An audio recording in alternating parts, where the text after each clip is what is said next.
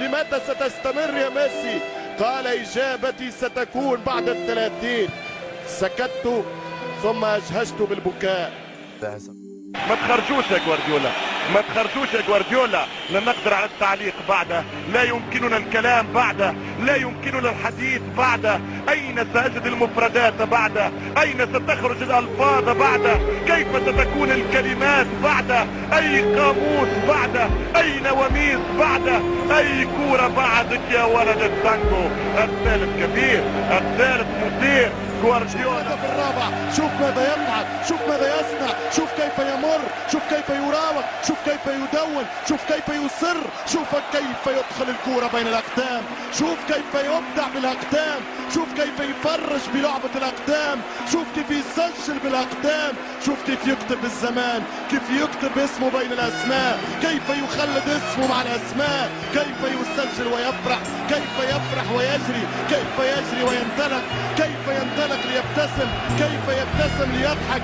منتي والله يا ليو، هبلتني يا ابن الأرجنتين.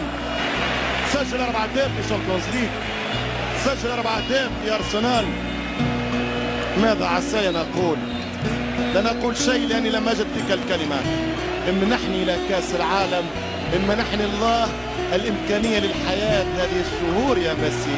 سأجد لك لقب، سأجد لك لقب يا ابن الأرجنتين.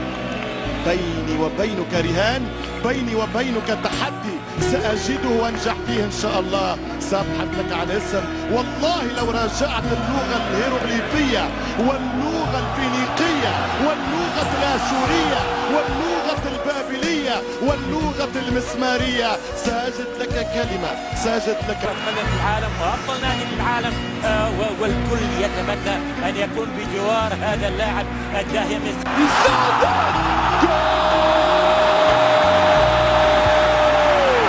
هو درب النداء، هو سهام العداء، جوهر يا ناس، يقود معدن فريد، أصل الفن ميسي، جنون الكرة ليو في الاستعراض وحده. الأرجنتيني يا عيني، ابن الأرجنتين، عشاقه والله بالملايين، يبدع يبدع يبهر، يسحر في الجنون فنون، والله فلتة زمنية في نسخة قريبة من المارادونية. أصل الحكاية أرجنتينية، بداها مارادونا وأنهاها ميسي. شوف اليسارية، شوف اليسارية قادمة من ملعب المونيمونتال، من ملعب